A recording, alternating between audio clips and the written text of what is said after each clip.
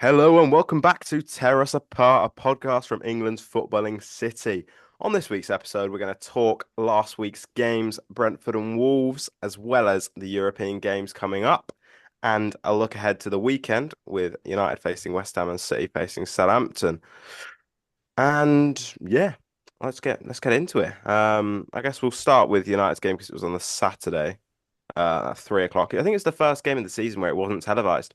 Um, that's not that interesting. But anyway, um, yeah, Dan, what do you think of the game? Because it was actually obviously after Wolves, not Wolves, after Villa, it was like Ten Hag needed a statement performance, and we saw improvements. What did you think? Well, yeah, first half, you were thinking that we've seen this script before. You think missing good chances and the opposition taking their chance, which obviously Brentford did with Ethan Pinnock. But then you think United, there was a sense around the stadium that the game wasn't fully done at half time. And obviously, it never is at Old Trafford. The unbeaten record at half time is just insane, isn't it?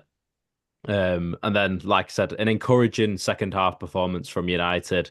I thought Rasmus Højlund had some really good hold up play that we haven't seen so far, or as much in his United career as we probably would have wanted to. But equally, just the attack in general. Rashford was one of the best players on the pitch. He looked back to his best. You think about that Garnacho, his assist for the Garnacho goal, sorry, and the amount of times he just ran at the defence, which we've not seen in a couple of weeks as well.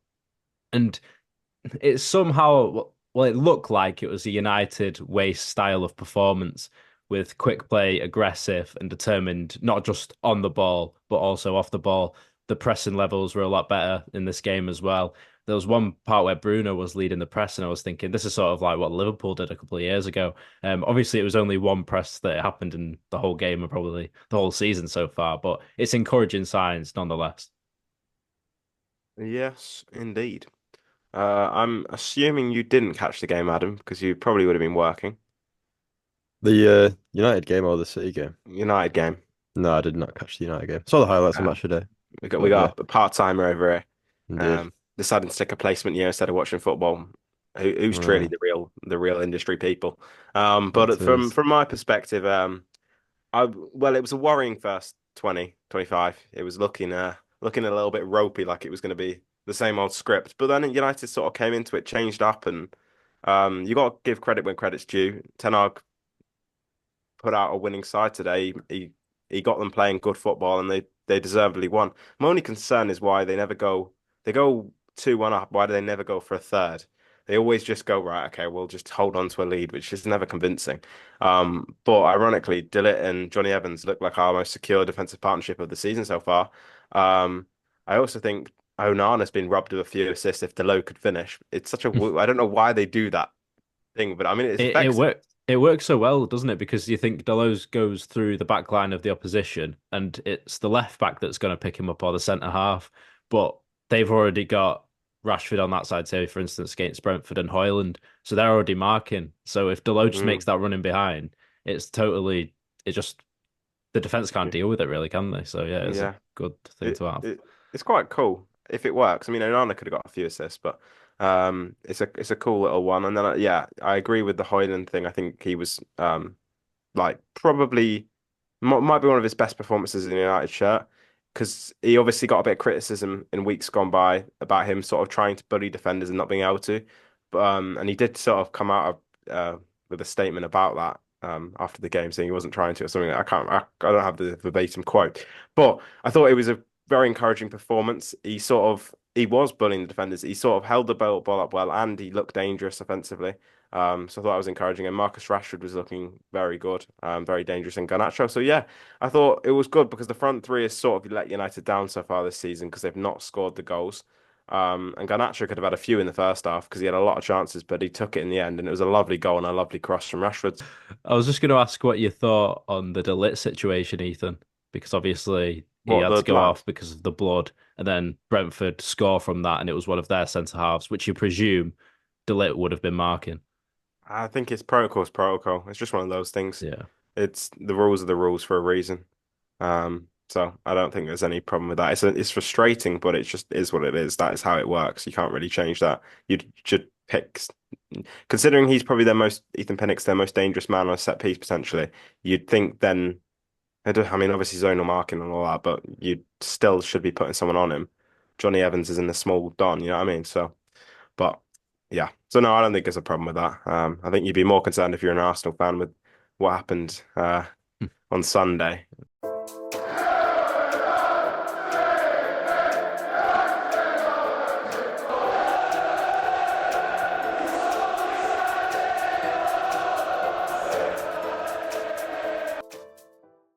But we'll talk about City's game. They obviously had a last minute winner, John Stones. I wasn't watching because I was in Birmingham.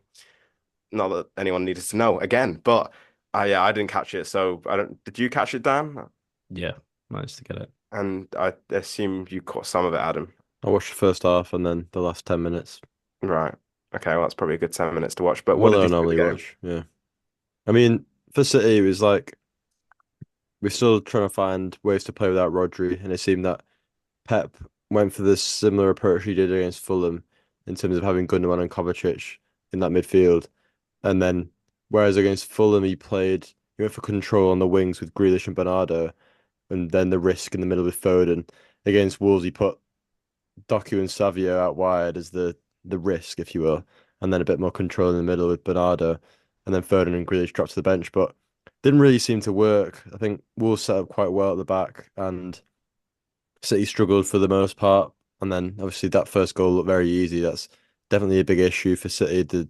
How susceptible we are to those counter attacks. Because I mean, credit to Semedo because that cross was excellent and it a perfectly worked attack. But I mean, was it a wake up call for City potentially? But we always do concede that first shot on target, and I think you can't right now. This day and age, you can't really win trophies unless you defensively sound. So that's something we're gonna have to work on. But someone who is defensively sound and very good going forward the other end is Josko Gvardiol. He bailed us out with that equaliser. Don't know how he still manages to keep doing that on his weak foot from the edge of the box. The exact same finish every time. He's superb. And then at the end, I thought, so I tuned back in and it was still 1-1. I was thinking this would be a terrible result, dropping points at one of the worst teams in the league on form. And then because Wolves is a bit of a bogey team for us as well, but thankfully we had about 4 or 5 corners in succession. I think we had 18 by the end of the game, I think. And then we eventually made it count, and John Stones stood up again with another clutch last minute goal. But obviously, I think on the balance of play, we probably deserved it. But I think there's still a lot of concerns for City. And for anyone thinking the goal shouldn't have stood, I think I could see from when it went in that it should have stood. I think everyone can see that. Don't think there's much debate there.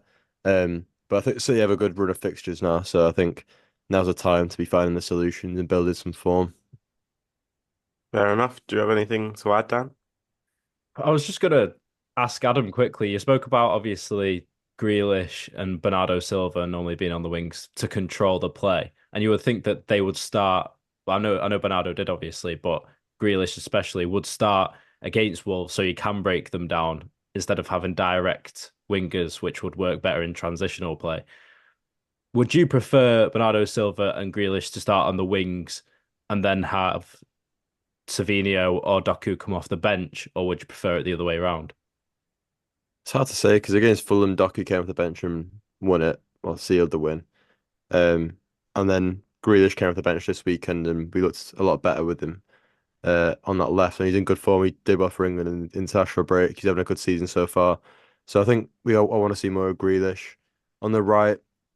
I think Bernardo can be a good right winger, but I think he's got more value in the midfield, especially when you've not got Rodri in there. Foden, I think, is a bit wasted on the wing. I think his talent is he should be in the centre where he was last season. And then I've been impressed by Savio. So if you were to tell me to pick my starting 11 right now, I would have Grealish and Savio on the wings, probably Foden and Bernardo in midfield. That's probably how I'd line up. But like I say, there's a lot of things for Pep to figure out in terms of replacing Rodri because it's not as simple as putting in another player and getting the same results because no one can do what Rodri can do. So even if Kovacic has been impressive, I think we're still we're not seeing the same Gundogan who lifted the Champions League for us. I mean, he was brilliant for Germany in the Euros and he was brilliant for Barcelona. So I think he will still be of great value to us. I think he's just after a year away, he's probably going to need to adapt back to the Premier League and the demands of it and the demands of playing in a Pep team, especially now he's got a cover for a player as important as Rodri. But yeah, I think going forward, it's not really the issues, it's the defensive ones that are more concerning. Mm, it's gonna be an interesting couple of weeks. I mean, for you, if you can sort well, I say get by as if Rodri's coming back. You sort of just have to. It's not about getting by. It's about sort of finding a new system, Adapting. really. Mm. Um, I've heard calls for a double pivot in midfield with Kovacic and Gundogan, and then having I don't know Foden or Bernardo Silva higher, but I still don't know if that would work. Yeah. Yeah. I think Pep's the one who's going to figure it out. mm. Cheers for that, mate. Do you know what I honestly thought I'd would? I Yeah. thought I'd email Pep and just tell him, Yeah. let him know. But Yeah. no, it's an interesting. I mean, obviously against Wolves, if you drop points, that's a massive 2 points dropped, particularly with Arsenal having lost, but you Yeah. didn't. So it's a good result in the end, and it's sort of to win these titles, you have to win these games, and that's how it is. It just depends on whether you can ride your luck in that. If you play that way against a better team, will you get punished potentially? But will Pep figure something out? Probably. So we shall see. But we'll move on to the upcoming games. Obviously, firstly, we've got the European games in the next couple of days. Um, so yes. Um, who do you have in the Champions League? I forget. Sparta Prague. Sparta Prague. Mm. Sparta, We like Sparta Prague. Prague. Now, yeah, you've got quite an easy run of group games, or I don't know what they're called anymore, but League phase. league games. You've got quite a nice run now. You should have pretty comfortable fixtures. So I assume it'll be a quite heavily rotated side. Um, what do you think of the game? I guess is it? I don't know. Yeah, it'll be similar to what we saw against Slovan Bratislava, where we'll rotate, and hopefully it'll be the same outcome where we get a good result. Like you say, we've got Inter out of the way, still got the likes of PSG and Juve and Sporting to come. Sporting's our next fixture after this, but this is a game where at home against one of the lower seeds, you got to be winning, and I think I expect us to do that. Maybe we'll see James McAtee start because he scored against Slovan Bratislava, and his only start this season came in the cup, I think, against Watford. So I think he's probably one of the main talking points. And then another point actually, Mateus Nunes could start. He came off the bench against Wolves and did really well. Made the tackle in at one end and then was pretty involved in the attacks going up the other end. So that was all while being booed by the home crowd. So I think Nunes, if he wants a part to play this season, he's going to need to take these opportunities like he did at the Molineux. So if you can get a start against Sparta Prague, which probably looks likely, then I think we might see more of him this season, which would be good. So yeah, I think that'd be the main thing for City in this game. Just see how those players on the fringes of the starting 11 perform. And but even if they are on the fringes of our starting 11, they should be good enough to get the job done in a game like this. So I'm not expecting it to be a cracking game, but I'm sure, I'm confident that the boys will get the job done. Yeah, it'll be, well, I would say it'll be interesting, but it probably won't be. Mm. I assume it'll be a pretty relative, not right, that's not the word. It'll be a pretty standard City win. I mean, that's probably how it is. But for United, you just never know what sort of United team will turn up, particularly with it being Jose Mourinho's Fenerbahce. Now, that's probably, ironically, much more interesting game to watch. Um, with the obviously you got like Bread. Fred having played for United. It's a lot of ties, so it's going to be a fascinating game. I can't remember if this is Mourinho's first. No, it isn't. No, no. I was going to say something. No, that's not true. I was going to say about it if it's his first time back up, but it's not because obviously he went to Spurs. But yeah, so it could be a corker potentially. Dan, how are you feeling ahead of the game? All right, I think, but at the same time, a little bit nervous for United. The last time United faced Fenerbahce, Mourinho was actually in charge of United back in 2016 in the Europa League. Hmm. So this time, obviously, the other way around. But it's always tough to go to Turkey. You think about Galatasaray last year when United went. Obviously, it was 3-3 in the end, and Arna had some of those mistakes. Let's just put it. And it's a tough atmosphere to go to. And Fenerbahce, the most successful club in Turkish League of Football, so or in the Super Liga, I think it's called.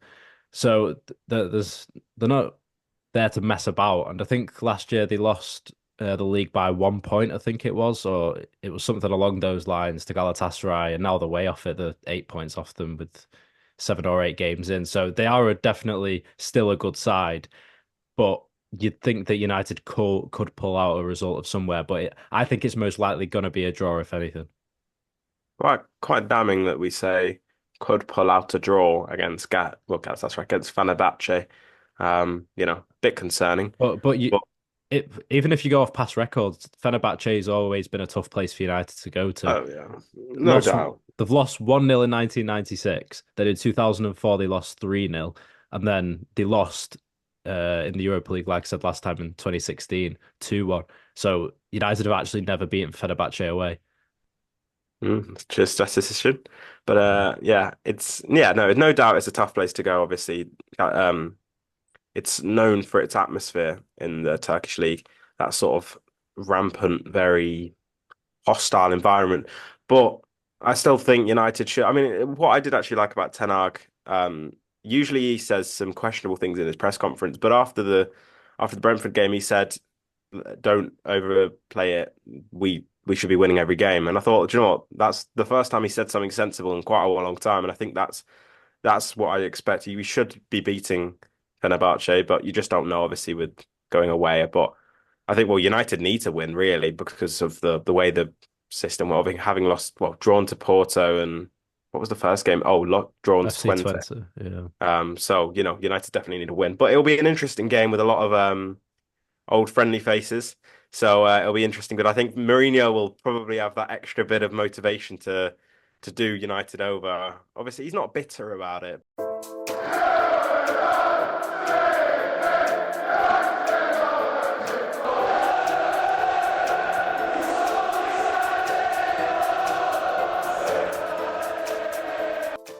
We'll move on to this weekend's games. Obviously, United are hosting West Ham and City face Southampton. Um, Dan, what's your thoughts ahead of West Ham? Obviously, their home form isn't strong. Um, Adam had a stat for us, I did. They've lost 3 out of their 4 games at the London Stadium this season. Just one win. and obviously, the second United get to town, they'll try their very hardest. But yeah, the London Stadium isn't well on paper isn't the easiest stadium to go to, just because West Ham have in the past been very strong. But Moyes is gone now. Lopetegui's come in, and the West Ham looks shaky. So, are you confident with the win? I'm I would think so, yeah. I'd think so because of what I saw last weekend, obviously, when Spurs beat them 4-1. But like you said, West Ham always seem to show up, especially against United, it seems, at the London Stadium or at the old ground as well, Upton Park. They always seem to give United a real good game. And Lopetegui has obviously brought in all these players like Fulkrug, who's injured now, obviously, Somerville.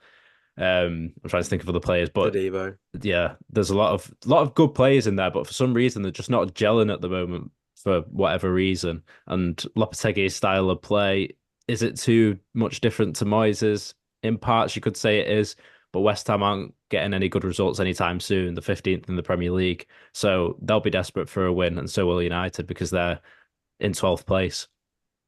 Yeah, So battle of the mid-table at the minute. And United, if they really want to sort of step up and sort of pursue top six, if that is their ambition. I don't really know what Ten Hag's ambition is this season anymore. But if wants to make a statement about the process, then he really does need to win at the weekend. And then obviously Manchester City have Southampton, which is another sort of quite a nice game. Yeah, Two pretty nice games after. It's probably quite useful to have these games, having obviously lost Rodri. You need a bit of time to adjust. It's quite good games to have it because if you had big games like Villa away or something like that, that would be we'd quite be a dropping tough big thing. points. Yeah, Yeah. exactly. So this is quite a good time for it to come. Um, Southampton, I mean, they did quite well against us and then collapsed. And then obviously they went 2-0 up at the weekend and collapsed. So maybe that's a telling sign that they just don't really have the strength and mentality, which is not a good thing to go against Pep Guardiola side. So I'm guessing you're confident on the weekend. Yeah, I am. I'm not always confident with the City games, like just purely because that sounds weird because I'm a City fan and I've been a fan during our most successful era, but I'm not always confident. But for this one, I'm confident because Southampton are just they, it's quite clear they're not good enough for the Premier League. Russell Martin's not changing his football. They've lost all 4 away games this season. In fact, how many points have they got on the board this season? I think they might have drawn. Who did they draw to? Was it Ipswich maybe? Yep. Yeah, I think they drew with Ipswich. They got 1 point. It was against Ipswich out of 8 games. So it's been pretty shocking from them. They're not quite up to scratch in the Premier League, and I think City's home record speaks for itself. We've won three, drawn one. That draw coming against Arsenal. So yeah, our record's pretty good against Hampton as well, especially at home. So yeah, well, I don't know what more else I can say apart from the fact that I'm pretty confident if we can rotate the squad in the week against Sparta Prague, should be able to go pretty strong. And after a couple of close calls against Fulham and Wolves in terms of narrow score lines, I'm hoping we can get our shooting boots back on and put a few past Southampton, hopefully. But at the end of the day, they are desperate for the points, and they'll probably come to the Etihad. And even though Russell Martin doesn't really adapt his style in terms of trying to play possession football, they'll still probably park the bus and absorb the pressure and try and hit us on the counter attack. That's what all teams do when they come to the Etihad. Some to varying success, but if we find that early goal, I think could be a big scoreline. So I'm pretty optimistic. Yeah, it seems like should be a pretty comfortable week for City. Two expected wins on paper and having won two tight games in the last few weeks in the Premier League, be very happy considering the loss of Rodri if you do just keep maintaining the 100% win rate. I did see you were on you what top five now longest Premier League win runs, I think something winning We runs, we something like beat that. we're now 31 unbeaten. Our previous record was 30, which was at the end of Pep's first year, start of the Centurions year. So we're doing pretty What well. was Arsenal's like 44? Something Something like I that. can't I Yeah, saw it earlier. I don't know. But that something like I've that. seen that question in the past couple of days about City going invincible this season, which obviously isn't going No, to happen, not a No, chance. we're not good enough. especially with this team. But you do think, like you said before, City clawing results out at the moment with not the best team. That's what But the there's always a greatest teams do, bogey. don't they? Yeah, There's always we're going to drop be a points against bogey. Palace or something. Yeah, particularly without Rodri, Exactly. Yeah. it's inevitable that it will happen. But I've got a stat though that I saw. Since May 2022, so that's like 2.5 years, Ruben Diaz has only lost three competitive games, which is Mm, kind of Oh, crazy. mhm. wow. So Mm. where's he when you're losing then? Hmm? Is he Yeah. having a Well, we've not lost yet this season, have we? So true, true. Does he get injured a fair bit then? not Not that you lose particularly. much, but I think I saw the stat like we've lost 9 times in that time, and he was only playing for three of them. So make of that no. what you will. So not actually that much But it's difference, pretty but impressive. yeah, I think more the record is more impressive. But Yeah. yeah. So no, there's some interesting stats this episode, if No, anything. exactly. So yeah, but we'll move on to probably more stats that we have to pluck out of thin air, as we'll do a bit of trivia, led by Adam. Go on, son.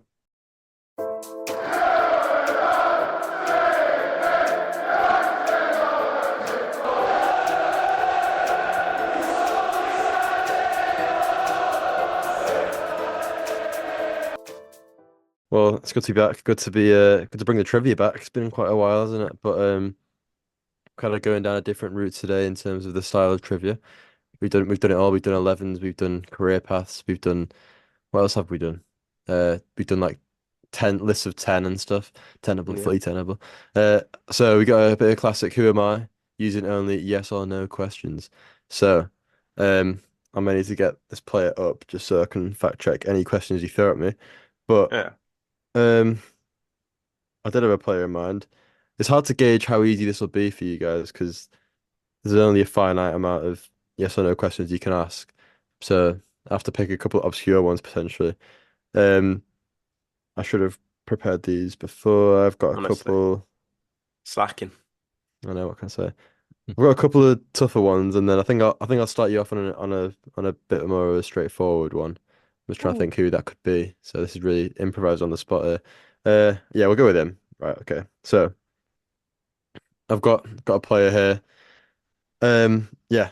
So let's take it in turns and asking me yes or no questions about him. Okay, so I'll Right. start. Did he play in the Premier League era? He did. Did he play in the noughties? Did he did play in the noughties? Did he play in the 90s? He did just about play in the 90s. Right.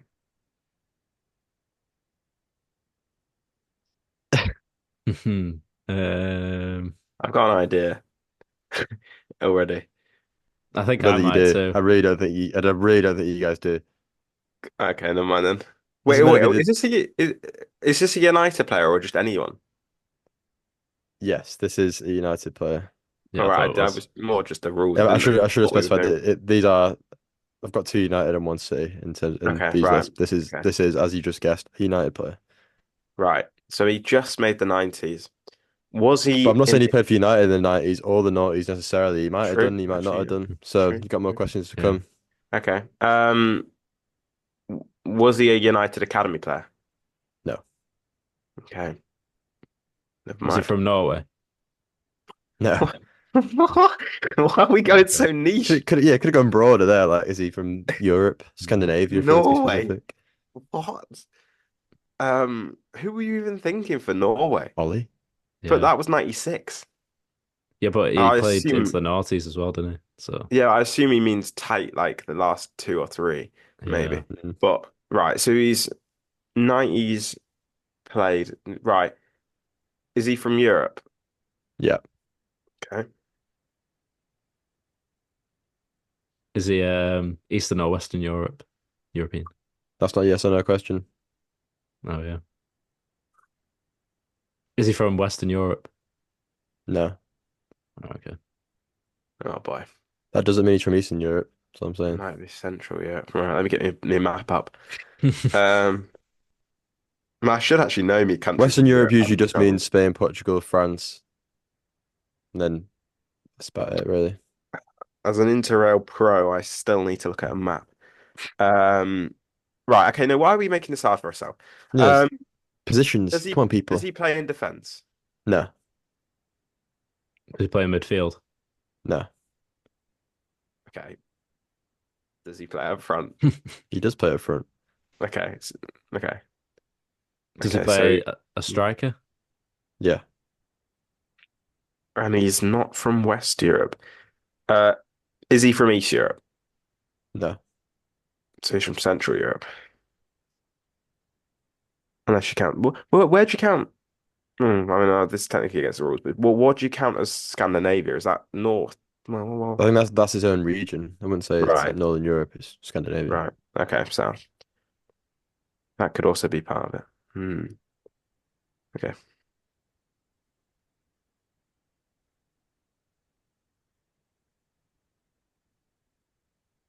We still don't know if he's played in the 2010s or not. I mean, you might have done. I'm not giving you any hints. Come on, man. Anytime today, son.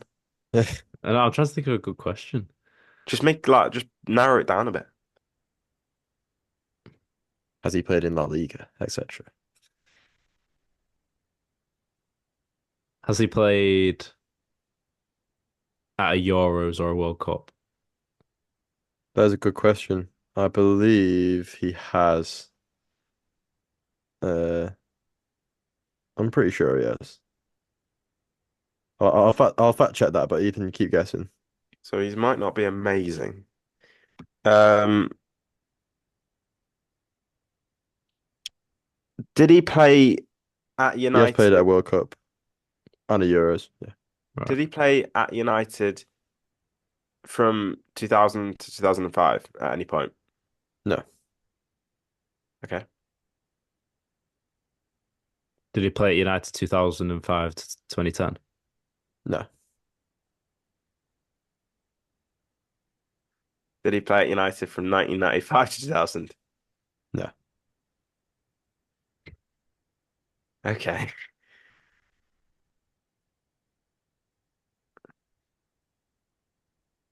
Did he play for Oh, United from 2010 to 2015? No. right. So it's 2015 to, unless you've just, well, so it's, yeah, so it's got to be recent then. Well, I might as well make it easier for ourselves. Did he play at United from 2015 to 2020? Yeah, Right. Okay. Oh, Okay. It's one I of know who many it is. strikers then. Yeah. There you go. Is it Ibrahimovic? it is. Yeah, Yeah. because he's an old guy. He played in the 90s with Malmo. Oh, Did I not? Yeah. I thought I said, did he play for United in the noughties? But I must have said, did he No, you play in just, the noughties? did he play in the Yeah. 90s? I'm pretty sure you said. I just said United. All hmm. Yeah. Right. So that was tougher than I thought it would be. That was maybe a more straightward one, but I think we it's got, just because the questions are a bit bad. We Yeah. were yeah. asking bad questions more You'll than the. get better. We'll go for the City one now. I'm not gonna say it's easy. I'm not gonna say it's hard. See what you got. Um, okay. Uh, did he play in the Premier League era? Yeah. Did he play under Pep? No. Did he play pre-takeover? No. Did he play under Mancini? Yeah. Right. Oh, Strong what start. year? What years are they? 20. Um, is he a midfielder? Nope. Was he a defender? Yeah. Do you think there'd be more if it'd be more like jeopardy on this if we said there's a certain amount of guesses, questions you Yeah. can have Yeah. That's how we'll do it next time. Sure. to make it a bit more interesting? Because otherwise, you Yeah. will just get it from just asking Yeah. random. Yeah. Um, Okay, so he's not a midfielder. Wait, what did you ask, Dan? He's a defender. And did you say? Oh, he is. Yeah. Right, a defender. Right, okay. Um, is he? Uh, is he Western European? Nope.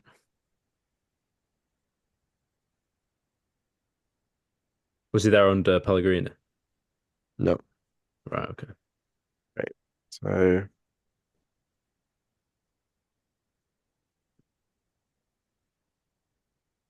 So wait, what years are we talking here? I'm trying to remember. 2000. Was that like 2010, 2011 till 2013? So he didn't stay very long, unless yeah, because he wasn't pre-takeover. He's a defender. Is it Didn't your, get it. is it your question now? I think it is, isn't it? Yeah, right, okay.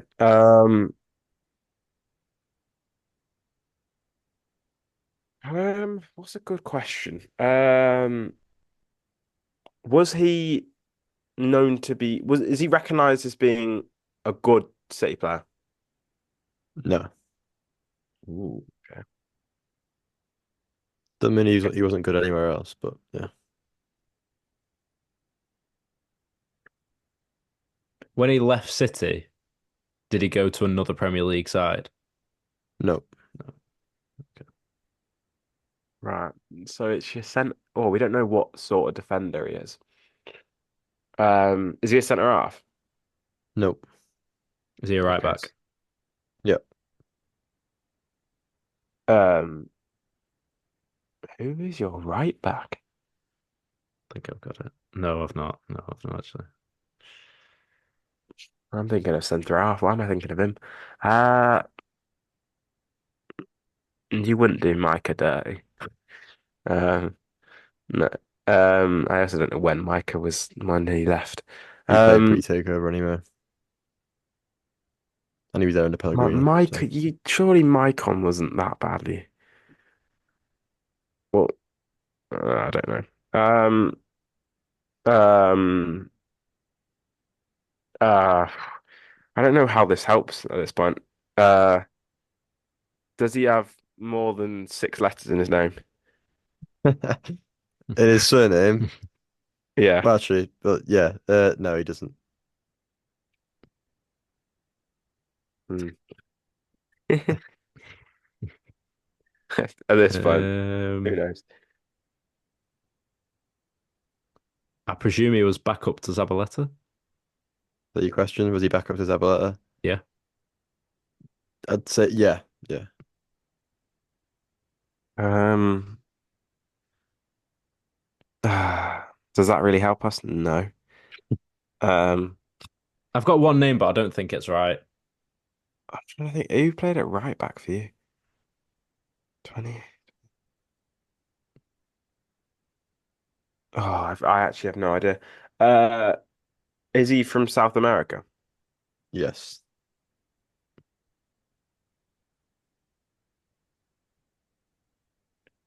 I feel like this is one where we'll just kick ourselves because we won't get it.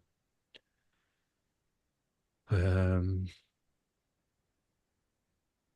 You're enjoying yourself far too much. Look at that cheeky grin. We do have fun. This is how we pad the episodes out. Yeah. did he Get play up to for 30 any of minutes. the European giants? Yeah. Do you count yourself as a European giant? Well, not well. I assume he means outside of City. Yeah, yeah, yeah. Yeah. Uh, No. it's subjective what a European giant is, but the I club he think spent a lot of yeah. time at would definitely be a European giant. Right. So is it Maicon? It is my icon. Yeah. Okay. That I was was gonna about say, five is he rounds ago. guessing that? Yeah. Well, Yeah, because yeah, that was the compliment. Because obviously Inter. So yeah. Yeah, So final one. This is the one that the I hardest. would say is the most obscure I've got here, but we'll see if you end up spinning us along on this one. So go on then. is he Premier League era? Yeah, Was he pre-takeover? Which one?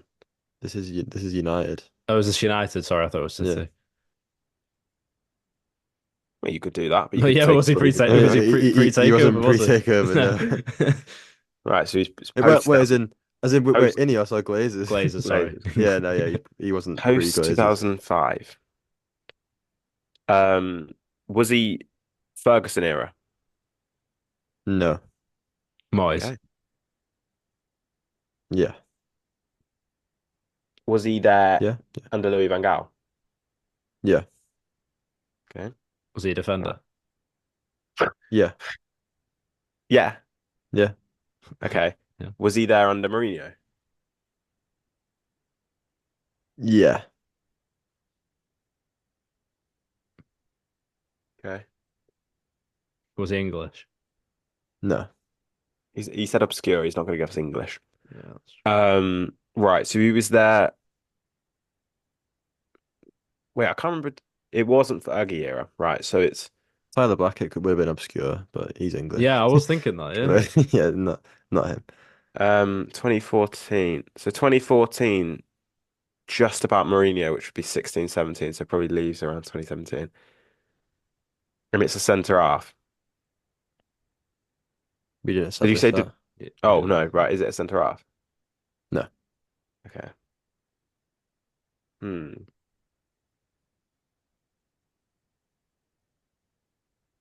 Was he a right back? he was. Got to think about right backs, don't you? Mm. Um.